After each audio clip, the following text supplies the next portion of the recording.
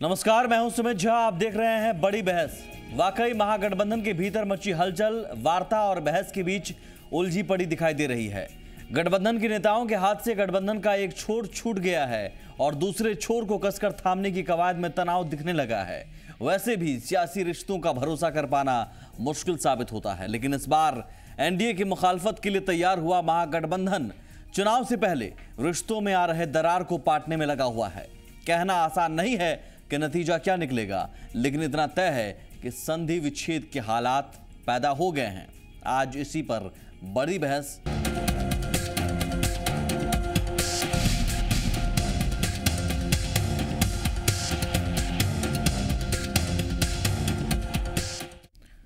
महागठबंधन ने स्वाभिमान रैली की। रैली में समाजवादी पार्टी भी शामिल हुई, लेकिन मान नहीं रखने का हवाला देकर समाजवादी पार्टी ने गठबंधन को एक ऐसे दोराहे पर लाकर खड़ा कर दिया है जहां से मंजिल का पता तो चलता है कि लेकिन रास्ते लापता से दिख रहे हैं। जारी है, जारी रहेगी। अंदरूनी लड़ाई ज्यादा। नेताजी कोई अबूझ आदमी नहीं है। नेताजी हमारे अभिभावक हैं, गार्जियन हैं, रिश्तेदार हैं। नो डिसरिस्पेक्ट नहीं, वो सारी बात होगी, बात हो रही है, बात एक दिन में खत्म हो जाता है क्या? तो बिगड़ी बात को बनाने के लिए बात जारी है, लेकिन सवाल है कि इस बात से क्या बात बनेगी। फिलहाल तो बिगड़ी बात को बनाने के लिए चल रही बात से बात बनती तो नजर नहीं आ रही है। महागठबंधन से अलग होने के फैसले के बाद गुरुवार शाम को शरद यादव ने मुलायम यादव से मुलाकात की, लेकिन बात बनी नहीं। फिर शुक्रवार को दिन में 3 घंटे से ज्यादा तक लालू यादव और शरद यादव की मुलायम सिंह यादव के साथ बात हुई, लेकिन बात नहीं बनी और बात जारी रखने की बात कहकर लालू शरद निकल गए। तो माननीय नेताजी ने काफी डिस्कशन हुआ, बात हुई और हम लोगों ने आग्रह किया कि इस पर विचार आप करें, क्या मन हुआ और हम लोग को बुला लीजिए, जिनको भी बुलाना है, और बैठ करके हम लोग बातचीत करके इस बात को जारी रखा जाए। मतलब ब्रेक नहीं हो गया है, ब्रेक की बात नहीं है, ये सब बातें हम लोगों ने कहा। तो इसमें हुआ कि बात जारी है, टॉक जारी है। और जहां तक लालू यादव का सवाल है, सिर्फ हमारे अभिभावक नहीं है, सीनियर नहीं है, हमारे रिश्तेदार भी हैं, और इसलिए हम लोग का पूरा हक भी है और हम लोग हृदय से इन बातों को चाहते हैं कि देश में समाजवादी व्यवस्था, धर्मनिरपेक्ष और सामाजिक न्याय की सरकार बने। इसका ढोल पिटा रहा है। लेकिन सवाल है, बात बनेगी कैसे? सवाल का जवाब जानने के लिए पहले बात बिगड़ने के पीछे की वजहों को जानते हैं। बिहार में सीटों के बंटवारे में समाजवादी पार्टी से बात ही नहीं की गई। समाजवादी पार्टी का मानना है कि 5 सीटों पर चुनाव लड़ने से पार्टी का कद घटेगा। महागठबंधन में कांग्रेस का शामिल होना और नीतीश से अरविंद केजरीवाल की नजदीकियों का बढ़ना भी समाजवादी पार्टी के महागठबंधन से अलग होने की वजह हो सकती है, क्योंकि यूपी में 2017 में विधानसभा के चुनाव होने हैं और समाजवादी पार्टी यूपी में कांग्रेस के खिलाफ चुनाव लड़ती रही है। जाहिर है इन वजहों में सीट के फैक्टर को सुलझाने की कोशिश की जा सकती है, लेकिन इसके लिए लालू नीतीश को अपने हिस्से की सीटों की कुर्बानी देनी होगी, जिसके संकेत लालू दे रहे हैं। अरे मेरा सब सीट नेताजी को है। मतलब आप नहीं लड़ेंगे? नेताजी लड़ेगा तो हम लड़ेंगे तो नेताजी लड़ेंगे। लेकिन अगर सीट का मसला सुलझ भी गया तो सवाल है कि क्या कांग्रेस के साथ मुलायम सिंह यादव जाना पसंद करेंगे? क्या सोनिया गांधी के साथ मुलायम मन साझा करने को तैयार होंगे?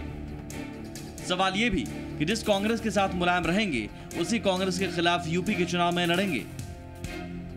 सवाल यह भी कि अगर मुलायम को मानना ही रहता तो इतने बड़े फैसले क्यों लेते? जाहिर है इन सवालों का जवाब मिलने तक बात बनने की गुंजाइश कम ही दिखती है। ब्यूरो रिपोर्ट, जी मीडिया।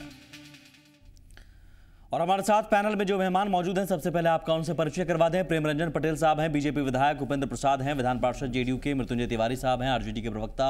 और पद्माशा झा हैं हमारे साथ, हम पार्टी के नेता।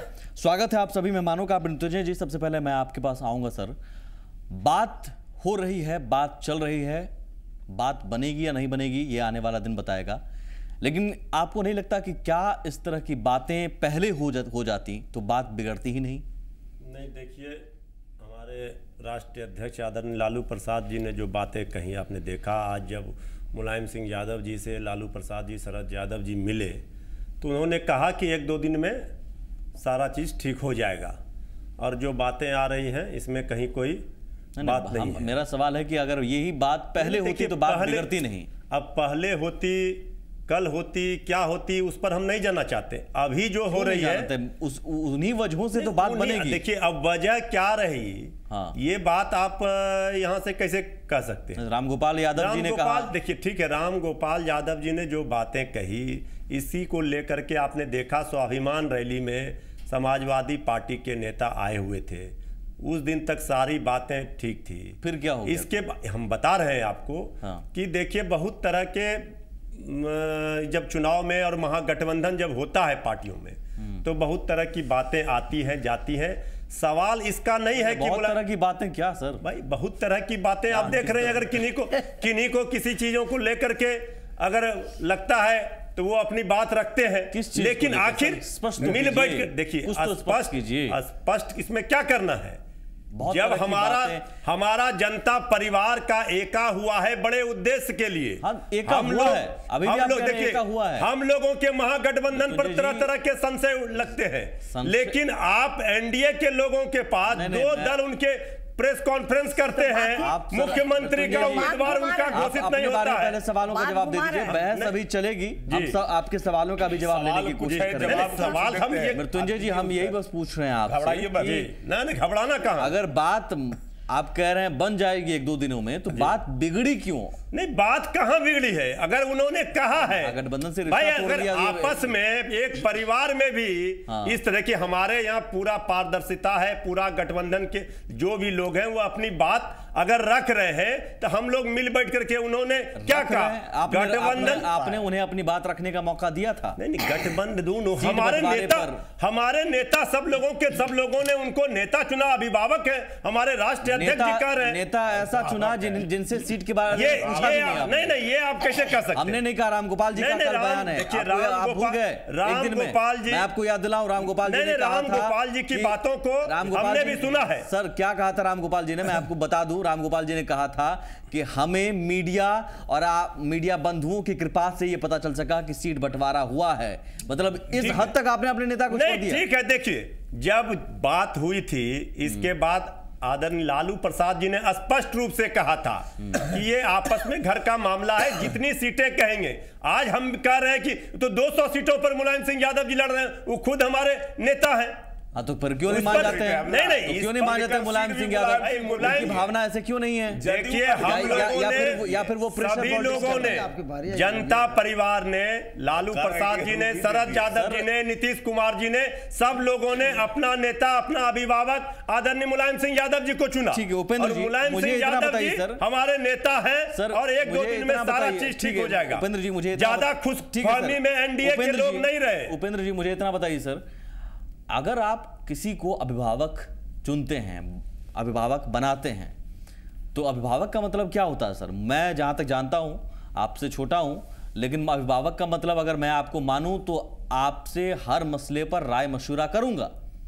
आप लोगों ने ऐसा अभिभावक बना दिया जिनसे बताइए, बस बना के छोड़ दिया लखनऊ में, और छोड़िए हम सब फैसला ले लेंगे, ये अभिभावक हैं? सुमित जी, ये सर विदित है कि आदरणीय मुलायम सिंह यादव अभी जो वर्तमान हमारे घटक दल के जो नेता हैं, इनसे वरिष्ठ हैं, एक पीढ़ी आगे के नेता हैं। वो कर्पूरी ठाकुर, बीजू पटनायक, देवीलाल और चौधरी चरण सिंह के समकक्ष के नेता रहे हैं। निश्चित रूप से जो वरिष्ठतम है उनके नेतृत्व में जो आज देश को तोड़ने का जो सांप्रदायिक शक्तियां जो उभर रही हैं, इसको समाप्त करने के लिए, रोकने के लिए, सांप्रदायिक शक्तियां किसको कहते हैं? आएगा समय आपका, आपको जब बोलना होगा तब बोलिएगा, आपको जब बोलना होगा तब बोलिएगा। या आप ही होता है एंकरिंग आप ही कर रहे हैं, तब तो ठीक है, आप ही कीजिए। होता है कभी-कभी भूमिका बांधने की जरूरत पड़ती है। हमारी बात उपेंद्र जी से हो रही है, उपेंद्र जी बीच में आप बोल रहे हैं, तो सुमित जी ये कहना सवाल पर आइए। नहीं, हमारी बात सुन लिया जाए, सवाल पर आइए। इसलिए हम लोग उनको नेता मान करके चलना है, जो आज देश में जो जुमला का सहारा लेकर के देश को जो बरगलाने का काम, सवाल पर आइए ना, हम लोग इसको रोकना चाहते हैं। रोकना चाहते हैं, इसके लिए पूरे देश में हम एक विकल्प देना चाहते हैं। निश्चित रूप से यदि कहीं कुछ कमियां रह गई सर, वो हमारे सीटों के तालमेल में, नहीं देखिए कहीं कुछ क्या है, सुमित जी, जब भी कुछ आप काम करते हैं तो एरर कुछ ना कुछ रहते हैं। मैं एरर रहते हैं, वही एरर की बात करता हूं। एरर क्या है? यदि एरर सामने आता है तो उस पर विचार होते हैं। क्या हम लोग जा रहे हैं उनके पास, उनके सामने रख रहे हैं कि भैया क्या किस बात पर आपको मतभेद है, यदि है तो आप उसका विकल्प दीजिए। एरर क्या है? तो हमारा नेता वही आपसे गलती हुई, इसका मतलब क्या गलती हुई नहीं हुई है तो मुलायम सिंह यादव के साथ आप पहले ही कह रहे हैं एरर हुआ। नहीं, मैं नहीं कह रहा हूँ एरर नहीं, मैं कह रहा हूँ कोई भी काम में होते रहे हैं। एरर की बात आपने कही। मैं कह रहा हूँ कि एरर होते ही रहते हैं। तो आपसे एरर हुआ? आप पहले बात तो सुनिए यार जी। आप किस आपने अपनी नजरिया है क्या एरर, आप हमारी क्या गलती हुई आप जान रहे हैं, हम अपने जानते सोचे कि हमने कोई गलती नहीं किया, लेकिन आपके नजर में लग रहा है कि कुछ गलती हुई तो आप हमें बताएं। वही तो जानने के लिए हमारे नेता गए आदरणीय मुलायम सिंह। अभी भी आप लोगों को एहसास नहीं हुआ कि आपसे गलती हुई? मुलायम सिंह यादव को लगता है कि यहाँ पर आप लोगों ने गलती किया है तो हम लोग उनका सुझाव का हम लोग स्वीकार करते हैं और हमारे नेता तैयार हैं। सर उपेंद्र जी, रिश्ता तोड़ लिया गया, अभी भी आप लोगों को गलती का एहसास नहीं हुआ है? मैं कह रहा हूं कि मैं मान लीजिए सर, खुलकर आइए ना। नहीं, मैं तो कह ही रहा हूं कि हमारे मुलायम सिंह यादव जी के पास हमारे गए। नहीं, एक बात सुनिए, जब मैं बोल रहा हूं गलती हुई, नहीं मैं ये नहीं कहता, अब तो मुलायम सिंह यादव बताएंगे ना कि कहां पर हमसे गलतियां हुई। अभी भी एहसास नहीं हुआ क्योंकि हम यदि एहसास होता तो हम ऐसी गलती क्यों करते, लेकिन यदि उनको लग रहा है ऐसी गलती क्यों करते, आपने कहा मैं कह रहा हूं गलती आपने की। नहीं, आप गलत बात नहीं कीजिए। एक सेकंड, मैं आपने खुद कहा ऐसी गलती क्यों करते, गलती आपने की। उनके नजर में यदि कहीं गलती हुई है तो बताएंगे, जा रहे हैं हमारे नेता। उन्होंने कहा सीट बंटवारे पर आपने बात नहीं की, ये गलती है आपकी। तो आप बात करेंगे ना। रामगोपाल जी ने कहा, रामगोपाल जी इसी के स्पष्टीकरण के लिए तो हमारे नेता गए हैं तो ये और उनको कहा है कि आपका जो राय है क्या है, मिल बैठ के उसका। अच्छा उपेंद्र जी, एक बात मुझे बताइए सर, आपने भी एक सियासत में किसी को गार्जियन आपने माना होगा, मानते हैं? गार्जियन का मतलब क्या होता है सर? अभिभावक का मतलब क्या होता है? एक बताया, यदि पुत्र पिता को अभिभावक मानता है तो क्या कभी पुत्र से गलतियां नहीं होती? हाँ तो ये तो यदि लेकिन पुत्र अगर माने तब ना, पहले आप सुन लीजिए, पुत्र मानने को तैयार नहीं। बात सुन लीजिए, लेकिन पुत्र कभी जानबूझ के गलती नहीं करता। आपने हो सकता है जाने में कुछ गलती हो गई हो तो पिता बताएंगे तब ना कि कहां पर गलती हुई। हमारे गार्जियन है, पिता अब हमारे लोग गए हैं, छोड़ के चले गए, हमारे नेता गए हैं, अब वो बताएंगे कि तुमसे कहां पर गलतियां हुई और जहां पर गलतियां हुई है उसको पाटने के लिए क्या विकल्प हो सकता है वो बताएंगे। इतना तो मानिए कि हाँ कहीं गलतियां हुई है, इतना तो मान सकते हैं। ये मैं कैसे मानूं? अच्छा, जब तक गलतियां हुई नहीं, उनके नजर से कहां पर गलतियां हुई वो ना बताएंगे। और यदि जो गलतियां हुई हैं तो हम लोग तो उनसे मांग ही रहे हैं विकल्प कि क्या यदि गलतियां कुछ हुई है तो बताइए उसका क्या विकल्प होगा। हम लोग तो आज भी कल भी गार्जियन मानते थे, गलतियां आज भी इसका एहसास था, तभी तो लालू जी ने 5 सीट देने का ऑफर दिया था। सब चीज ठीक हो जाएगा, इंतजार कीजिए। अरे सर हमें कहाँ पड़ी है, आप ठीक रहिए। नहीं एकदम ठीक हो जाएगा। दर्शकों को कम से कम समझाइए। बीजेपी को रहने की जरूरत नहीं है। मैं बाकी मेहमानों के पास जाऊं, मुझे सर गार्जियन का मतलब मैं समझना चाहूंगा आज आपसे। मैं बार बार आऊंगा इसलिए क्योंकि अभिभावक आप कहते हैं, लालू जी का बयान हमने सुना, तभी से मेरे दिमाग में घूम रहा है कि अभिभावक का मतलब होता क्या है। अभिभावक ये कि उपेंद्र जी को मैंने अभिभावक माना और उपेंद्र जी कहीं घर में बैठे हुए हैं और हम यहाँ कुछ फैसला ले लिए, उपेंद्र जी को पता नहीं, टीवी खोलते हैं, अच्छा ये सीट हो गया। अभिभावक का मतलब होता है कि उनके अधीन काम करने वाले क्या गलती कर रहे हैं या कैसा काम कर रहे हैं उसको मॉनिटरिंग करना। आज उन्होंने मॉनिटरिंग किया है, उन्होंने मॉनिटरिंग किया है। हमारे कार्यशैली में हो सकता है आपने गलती नजर आ रही हो तो हम लोग गए हैं जानने के लिए कि क्या वहां पर त्रुटियां हुई हैं, आपने त्रुटियां की या गलती की या जाने में वो बताएंगे ना हमारी कहाँ त्रुटियां हुई हैं। साहब नाराज हुए, इसका मतलब गलती हुई है, बेमतलब तो नाराज हुए तभी तो हमको लगा कि कहीं पर हुई होगी। अब वो बताएंगे कि कहां पर हुई है। इन गलतियों ने क्या एनडीए को एक सुनहरा मौका दे दिया है प्रेमरंजन जी? बिल्कुल नहीं दिया प्रेमरंजन जी, बिल्कुल नहीं दिया। ये सुनहरा मौका नहीं कर सकते हैं इसको, जो ऐसे इसलिए कि ये बाँछें खिल गई हैं आपको, इस गांठे, इन गांठों से बाँछें आपकी खिल गई। ये महागठबंधन होने से पहले ही ये बिखर गया था। ये पहले ही आपने देखा है कि गठबंधन होने से पहले किन किन परिस्थितियों से इनको गुजरना पड़ा है। लोग एक दूसरे भाग रहे थे, लोग कह रहे थे कि मुझे नहीं मंजूर है, हम नहीं जो ऐसे रहेंगे, इसमें साथ रहेंगे। और स्वयं जहां सारे दलों के 6 दलों के विलय की बात की चर्चा हुई थी कि सारे दल मिलकर करके एक दल बनाएंगे, भारतीय जनता पार्टी के खिलाफ हम लोग मिलकर करके लड़ेंगे। लेकिन उसके बावजूद वह विलय समाप्त हो गया, विलय नहीं हो सका। कई पार्टियां छोड़ भाग गई उसमें से। बाद में मतलब आपके लिए एक सुनहरा मौका आपको लग रहा है? नहीं, ये लोग लड़ ही नहीं सकते हैं भारतीय जनता पार्टी से। भारतीय जनता पार्टी का नामो निशान बिहार में मिट जाएगा, जिस तरह दिल्ली में मिटा। तो सही, आप नहीं मिटा सकते हैं। देखिए भाई, दिल्ली में क्या हुआ? दिल्ली में क्या हुआ? मृत्युंजय जी, दिल्ली में क्या हुआ? बारी से सर, दिल्ली में क्या हुआ? मृत्युंजय जी माफ कीजिए। देखिए, जब मैं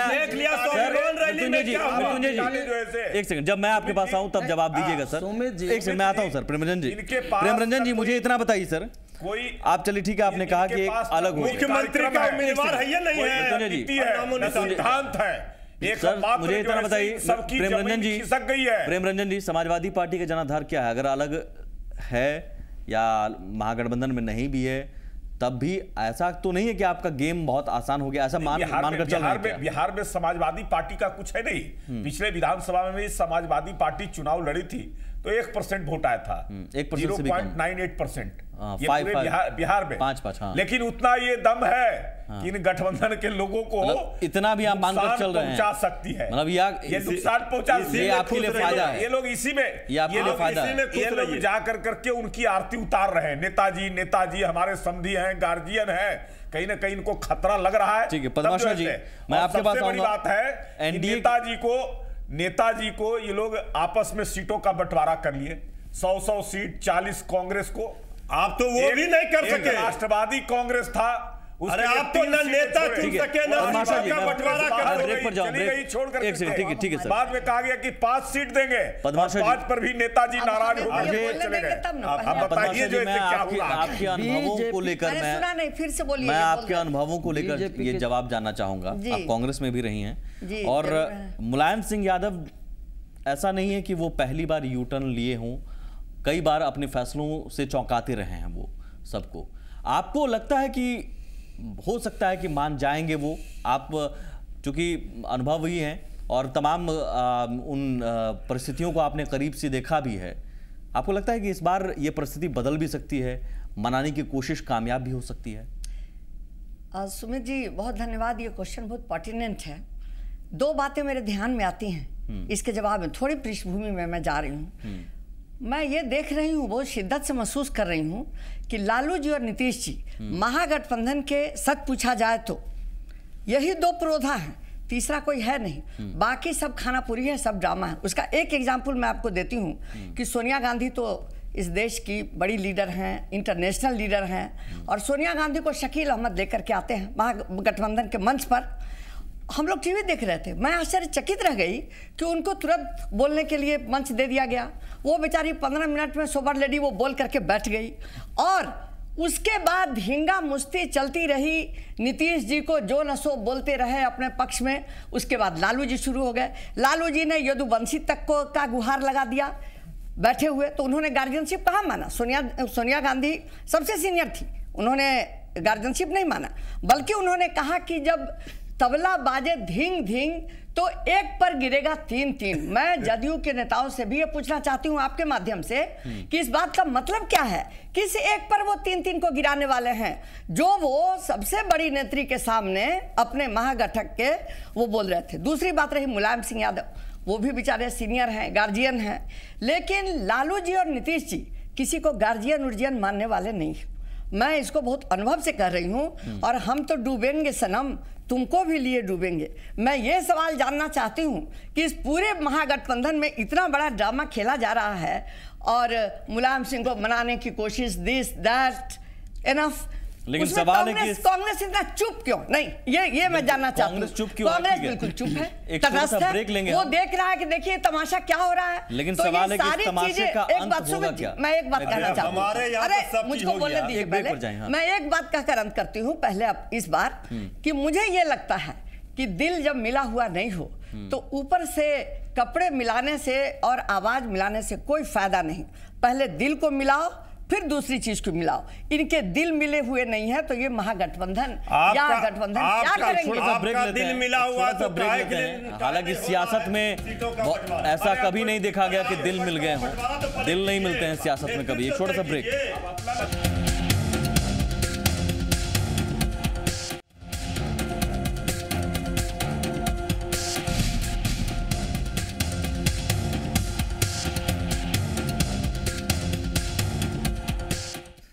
मनाने की कोशिश एक बार फिर नाकाम रही, लेकिन सवाल है कि मोदी से लोहा लेने के लिए एक हुआ जनता परिवार बिखर गया है। मनाने की कोशिश के जरिए बिखरे परिवार को एकजुट करने के कवायद है, लेकिन मुलायम मान नहीं रहे हैं। सवाल है कि इस बिखराव का बिहार की राजनीति पर असर पड़ेगा क्या? ये रिपोर्ट देखिए। बिहार में अलग से चुनाव लड़ेगी, ये निर्णय पार्लियामेंट्री बोर्ड ने लिया है। मोदी से लड़ते लड़ते समधी से हो गई लड़ाई। लालू नीतीश की राह में दरार का रोड़ा। दरार का बिहार चुनाव पर दिखेगा असर। महागठबंधन से अलग होकर समाजवादी पार्टी के लड़ने का फैसला बिहार की सियासत पर कितना असर डालेगा, ये सवाल अब बिहार की सियासी गलियारों में सबसे अहम हो चला है। सवाल का जवाब निर्भर करता है कि समाजवादी पार्टी की आगे की रणनीति क्या होती है। फिलहाल समाजवादी पार्टी के सामने दो विकल्प हैं। पहला विकल्प, समाजवादी पार्टी एनसीपी और वामपंथी पार्टियों के साथ मिलकर तीसरा मोर्चा बनाकर मैदान में उतरे। इस विकल्प को लेकर चर्चा का दौर भी शुरू हो गया है। एनसीपी नेता तारिक अनवर ने तीसरा मोर्चा बनाने की वकालत की है। और हम लोग का यही प्रयास है कि आने वाले दिनों में एक मजबूत तीसरा विकल्प बिहार में बने। हम उनसे बातचीत करेंगे और उनका स्वागत भी करेंगे। हम चाहेंगे कि ऐसे तमाम जो समान विचारधारा की पार्टियां हैं और धर्मनिरपेक्षता पर जिनका विश्वास है, लोकतंत्र पर जिनका विश्वास है, वैसी पार्टियां हमारे साथ आएं और हम सब लोग मिलकर चुनाव लड़ेंगे। हालांकि तीसरा मोर्चा बनाने में भी कई पेचीदगियां हैं। ऐसे में समाजवादी पार्टी के सामने दूसरा विकल्प है, अकेले ही चुनावी मैदान में उतरे। समाजवादी पार्टी नेता रामगोपाल यादव के बयान में फिलहाल इस विकल्प की संभावना ज्यादा नजर आ रही है। ये है कि हम पूरी ताकत से चुनाव लड़ेंगे और जितनी सीटें वो लोग देने की कोशिश कर रहे हैं उससे कई गुना सीटें हम जीतेंगे। अगर समाजवादी पार्टी अकेले लड़ती है तो सवाल है कि कितना असर बिहार चुनाव पर समाजवादी पार्टी डाल सकती है। सवाल का जवाब जानने के लिए थोड़ा पीछे चलते हैं। फरवरी 2005 में हुए बिहार विधानसभा चुनाव में समाजवादी पार्टी को 4 सीटों पर जीत मिली थी और करीब 2.5% से ज्यादा वोट मिले थे। फिर 2005 के अक्टूबर में 4 से घटकर एसपी 2 सीटों पर सिमट गई। 2010 के चुनाव में पार्टी ने 146 सीटों पर उम्मीदवार खड़े किए थे, लेकिन एक भी सीट पर जीत हासिल नहीं हुई और सिर्फ 0.55% वोट मिले थे। लोकसभा चुनाव में भी समाजवादी पार्टी ने सभी 40 सीटों पर अपने उम्मीदवार उतारे थे, लेकिन एक भी जीत हासिल नहीं हुई। जाहिर है बिहार में जनाधार के मामले में समाजवादी पार्टी फिसड्डी रही है, लेकिन इस बार के हालात में समाजवादी पार्टी के अलग होकर लड़ने से लालू नीतीश के महागठबंधन को नुकसान हो सकता है। महागठबंधन के लिए यादव और मुस्लिम वर्गों के वोटों का विभाजन रोक पाना मुश्किल होगा। जिन सीटों पर समाजवादी पार्टी के प्रत्याशी होंगे वहां यादव वोट कर सकते हैं और इससे बीजेपी को फायदा होगा। बीजेपी को इसका फायदा पिछले विधानसभा चुनाव में भी मिला था। साफ है समाजवादी पार्टी के अलग होने के बाद महागठबंधन को अब नए सिरे से रणनीति बनानी होगी। ब्यूरो रिपोर्ट, जी मीडिया। तो वो रणनीति क्या होगी मृत्युंजय जी? और सवाल पूछने से पहले रामगोपाल यादव जी का बयान एक बार फिर से आपको याद दिला दे। क्या कहा उन्होंने? कहा कि हम और ज्यादा सीटें जीतेंगे जितनी सीटें आप देने की कोशिश कर रहे हैं। ऐलान हो चुका है, मनाने की भले ही आप कोशिश कर रहे हो। देखिए ठीक है, अब अंतिम फैसला क्या होता है वो तो कुछ दिनों में पता चल जाएगा, 1-2 दिनों में। और हमारा जो तैयारी है, देखिए सुमित जी, जो ये महागठबंधन बना और जो जनता परिवार की एका हुई थी वो बड़े उद्देश्यों के लिए हुई थी और उन उद्देश्यों पर हम लोग खरे उतरेंगे। और जिस स्वाभिमान रैली की सफलता के बाद भारतीय जनता पार्टी और एनडीए में बेचैनी बढ़ी। सवाल सुनते नहीं मेरे। हम सवाल सुन रहे हैं। आप जवाब सुनिए। हमने सवाल पूछा कहाँ? नहीं, सवाल का जवाब सुन लीजिए। जवाब अपनी मर्जी से देंगे, अपने शब्द रहिए। अब आप लोग अरे भाई देखिए तब फिर ऐसा डिस्कशन नहीं होगा। एक सेकंड सर, एक सेकंड। आपकी जब बारी आएगी तब आप बोलिएगा। देखिए वक्त कम रहता है, मेहमान हैं बाकी भी। बोलिए। अगर आप जवाब ना दे पाए तो मैं नहीं जवाब नहीं आपके तैयार है, मैं दूसरे सवाल जवाब देने के लिए तैयार है। ठीक है, सवाल सुन लीजिएगा फिर से। सवाल ये है सर, नहीं मान रहे हैं ये तय है, अगर ये तय नहीं है, अगर मानेंगे जी किन शर्तों पर मानेंगे? क्या सीट आप ज्यादा देने चाह रहे हैं? दूसरी बात, कांग्रेस के साथ क्या मुलायम सिंह यादव मंच साझा करेंगे? तीसरी बात, यूपी में क्या कांग्रेस के साथ लड़ेंगे मुलायम सिंह यादव? अगर यहां पर मुलायम सिंह यादव कांग्रेस के साथ रहते हैं तो इन तीनों बातों का हो जाएगा। तीनों बातों में बात के जो दो बातें हैं ये भविष्य के गर्भ में छुपे हुए हैं। क्या होगा कल, ये हम ज्योतिषाचार्य नहीं बैठे हैं कि राजनीति में कल क्या होगा। नहीं, कांग्रेस के साथ भी मिल जाएंगे मुलायम सिंह यादव। संभावनाएं सभी खुली रहती है राजनीति में। वो तो है, लालू नीतीश जब एक हो सकते हैं तो इसलिए मैं कह रहा हूं, जब रामविलास पासवान जी एक वोट से अटल जी की सरकार गिरा करके, वही कह रहा हूं, सियासत में कोई विचारधारा नहीं है, इसीलिए मैं कह रहा हूं, है ना? मान रहे हैं ना? हम तो ये देखिए मान रहे हैं ना, विचारधारा नहीं है। हम लोगों की विचारधारा है, हमारे नेता कौन सी विचारधारा सर? है कौन सी विचारधारा? आप कह रहे हैं कांग्रेस के साथ भी यूपी में चुनाव लड़ सकती है समाजवादी पार्टी, ये विचारधारा आपकी है। बिहार में ये विचारधारा कांग्रेस के साथ भी आप जा सकते हैं यूपी में, कांग्रेस के साथ हम ये है। हमने कहा कि हम आज कांग्रेस के खिलाफ है, कल कांग्रेस के साथ है, ये विचारधारा है। सामुदायिक शक्तियों को रोकने के लिए सेकुलर फोर्स को मजबूत करेंगे, देश को हम बंटने नहीं देंगे। सवाल देश का है, सवाल देश का है या सवाल सीटों का है? क्या हो रहा है? सवाल देश का है, एक सेकंड, सवाल देश का है या सवाल सीटों का है? सवाल देश का है। तो फिर इस सवाल पर सीटों के सवाल कैसे आ गए? सीटों का सवाल नहीं है, आप नहीं है, जो बोलना आप स्वतंत्र है। रामगोपाल यादव जी ने बोला है, मैं नहीं बोला हूं सर। हमने कहा कि हमारे नेता आदरणीय मुलायम सिंह यादव जी का भी नहीं आया है। एक सेकंड में मुलायम सिंह यादव जी, रामगोपाल यादव जी ने सीटों को लेकर कहा, हमने नहीं कहा। रामगोपाल जी ने कहा, उस पर बातें शरद यादव जी, लालू प्रसाद जी। कह रहा हूं, सवाल अगर देश का है तो फिर सीटों का सवाल हमारे नेता कौन है? हमारे गठबंधन के नेता मुलायम सिंह यादव जी है। रामगोपाल यादव जी की हैसियत नहीं क्या? हैसियत का हम कैसे कह सकते हैं? कैसे कह रहे हैं सर? हम कैसे कह सकते हैं? रामगोपाल यादव जी आदरणीय मुलायम सिंह यादव जी का जब वक्तव्य आ जाएगा वो अंतिम वक्तव्य होगा। अच्छा, मुलायम सिंह यादव जी ही एकमात्र हैं। आप रामगोपाल यादव जी के वक्तव्य को आप नहीं मान रहे हैं? हम अभी तक हम मान रहे हैं कि हमारे गठबंधन के नेता आदरणीय मुलायम सिंह यादव जी ऐसे नेता जिनसे आप सीटों के बंटवारे पर उन्हें टीवी से जानकारी मिलती है, ऐसे नेता आपने हैं। ठीक है, उन्होंने, मैं उपेंद्र जी आपके पास आऊंगा सर, और बाकी मेहमान भी हैं।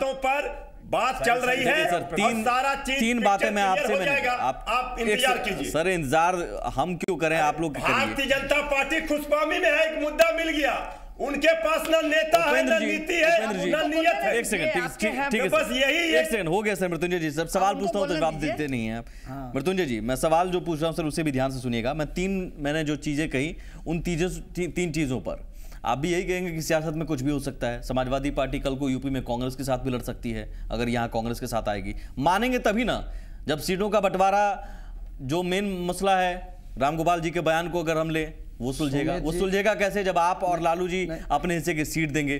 दूसरी बात, कांग्रेस के साथ वो मन साझा करेंगे, साथ रहेंगे। अगर ऐसा करेंगे तो फिर यूपी में भी कांग्रेस के साथ रहेंगे। ये तीन बात। सोमेश जी, एक तो जहां तक रही कांग्रेस के साथ मंच साझा का, ये तो स्वाभिमान रैली में स्पष्ट हो गया कि उन्होंने मंच का साझा। मुलायम सिंह यादव की बात मैं कर रहा हूं सर। मैं मुलायम सिंह यादव स्वयं हो चाहे उनके प्रतिनिधि हो, सवाल पार्टी किसी एक व्यक्ति से नहीं है। रामगोपाल जी को तो मानने को तैयार नहीं, आप मुलायम सिंह यादव को मान रहे हैं। नहीं, पार्टी तो मन साझा करने टाइम में आप नहीं मानते। पार्टी तो चलती है नीति और सिद्धांत से।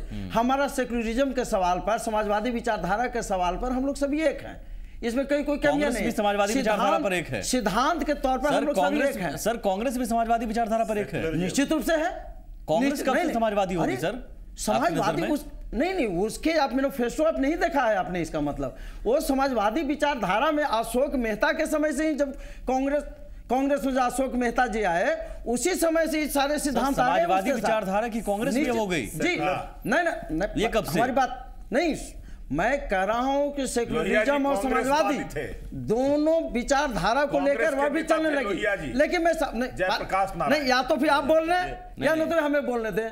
नहीं सुमित जी, आप ये तो बताइए, समाजवादी पार्टी या तो इनकी सुन लीजिए बात, समाजवादी विचारधारा नहीं, पहले आप सुन लीजिए। ठीक अब है, दूसरी बात, कांग्रेस के थे। दूसरी बात कि यदि आप कहते हैं कि भाई ये राम गोपाल जी इस ढंग से बयान दिए कि हम जितना सीट मिला उससे ज्यादा जीतेंगे, तो मैं कह रहा हूं व्यवहारिक पक्ष को कि जो निर्दलीय भी चुनाव लड़ता है तो उसको लगता है कि सभी का जमानत जब्त होगा, मैं ही जीतूंगा।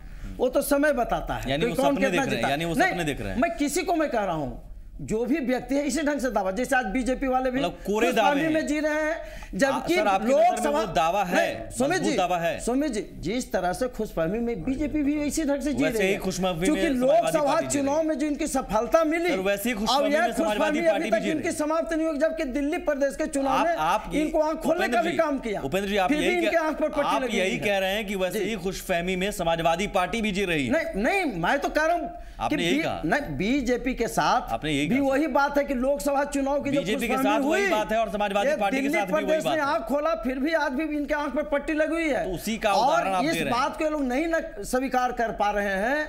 ये लोग हमारे यहाँ जो उंगली उठा रहे हैं खींचतान, मैं कह रहा हूँ इनके यहाँ इतनी खींचतान। आपने उदाहरण क्या दिया? बीजेपी खुशफहमी में है, निश्चित रूप से है।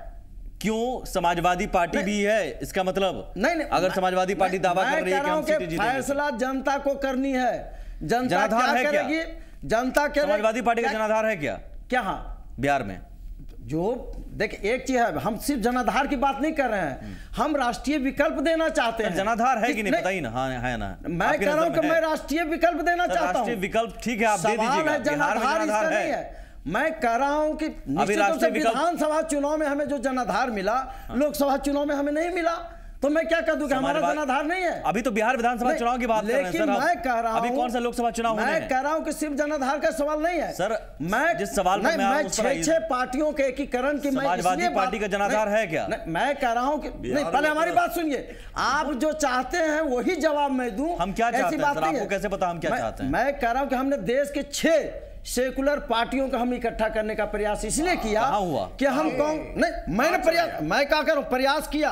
आप सुन लीजिए, हमारी लाइन पर आप सुनिए, पहले ध्यान दीजिए।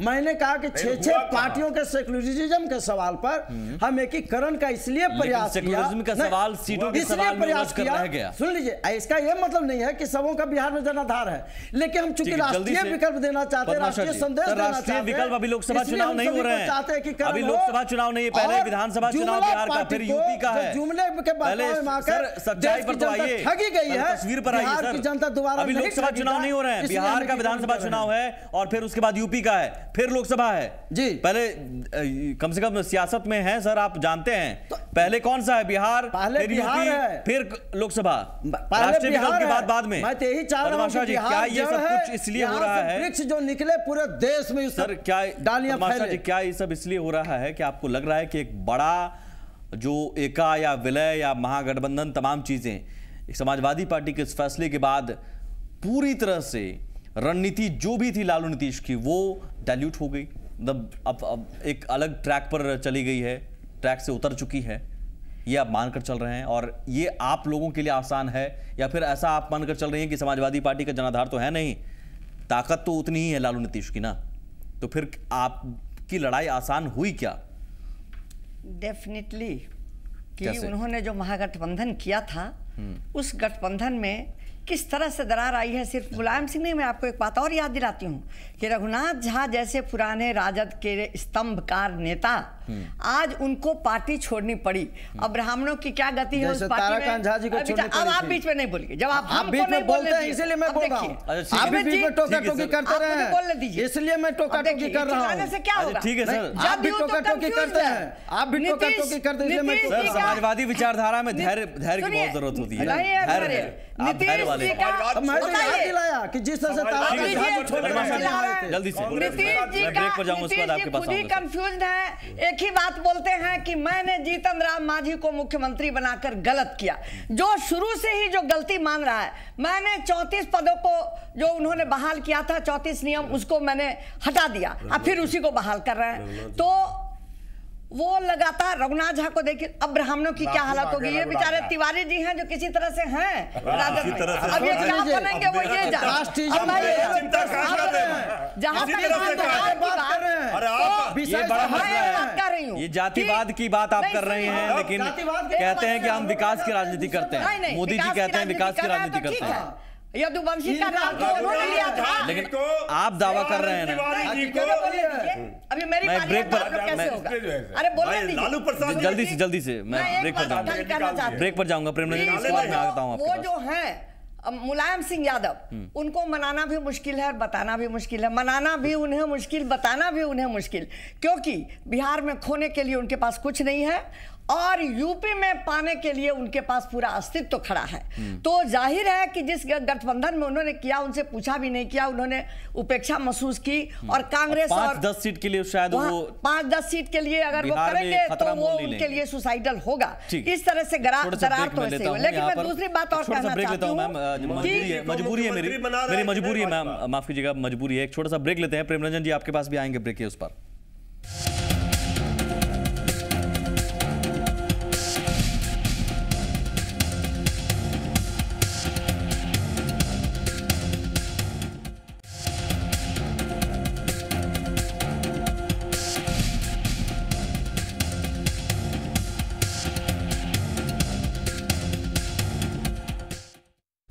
और चलिए अपने आखिरी पड़ाव में, बड़ी बहस के आखिरी पड़ाव में रैपिड फायर सेगमेंट के तहत 5 सवाल 5 जवाब सीधे मैं चाहूंगा शुरू करूं पद्माशा जी, क्योंकि आज मुद्दा आरजेडी जेडीयू से जुड़ा हुआ है और जवाब इन्हें देना है, तो सवाल आप दोनों पूछ सकते हैं। पद्माशा जी, मैं आपसे शुरू करूंगा। आप सवाल किससे पूछना चाह रही हैं?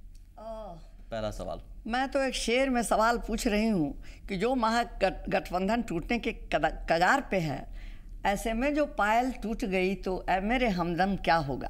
अब तो पायल टूटने वाली है, तो अब उसके बाद आप क्या करेंगे ये बताइए। जल्दी जवाब। वो समझेंगे क्या भोर का अर्थ जिन्हें सूरज की चर्चा से लू लग गई है। अच्छा, लगता है कि मैं आज महफिल में आ गया हूँ बड़ी बहस की वजह। ठीक है, दूसरा सवाल प्रेमरंजन जी आप पूछिए। नहीं, मैं अभी देखिए, आप किनसे पूछना चाहते हैं? मैं उनसे पूछना चाहता हूँ मृत्युंजय जी से। मृत्युंजय जी से। अच्छा। कि आज तो मुलायम सिंह जी को कह रहे हैं कि हमारे परिवार के हैं, हमारे समधी हैं, नेता हैं हमारे, और सब जो 200 सीट लड़ रहे हैं, हम सब उन्हीं का सीट वही लड़ रहे हैं। 1996 में भी मुलायम सिंह प्रधानमंत्री के दावेदार थे। लालू जी ने कहा था कि अगर मुलायम सिंह प्रधानमंत्री बनेंगे तो मैं जहर खा लूंगा। क्या कहना चाहते हैं जरा मृत्युंजय जी?